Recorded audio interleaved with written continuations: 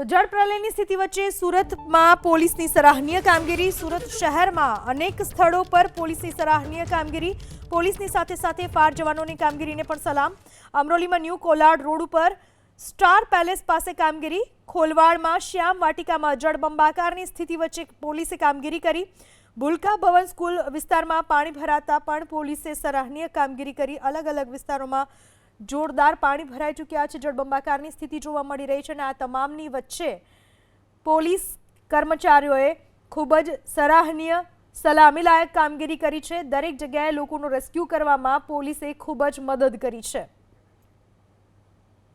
અમરોલીમાં new કોલાડ road ઉપરની star palace પાસે હોય, ખોલવાડ શ્યામ વાટિકા કે પછી ભૂલકા ભવન સ્કૂલ વિસ્તાર, આ તમામ જગ્યાએ પોલીસ કર્મચારીઓએ શાનદાર રીતે પોતાની ફરજ બજાવી છે। સાથે સાથે ફાયર જવાનોને પણ સલામ, કારણ કે જ્યારે પણ ફાયરના જવાનોને જાણ કરવામાં આવી, તાત્કાલિક ફાયરના જવાનો ઘટના સ્થળ પર પહોંચ્યા અને લોકોને રેસ્ક્યુ કરવામાં આવ્યા। જે ફસાયેલા લોકો હતા તેમને બહાર કાઢવામાં આવ્યા।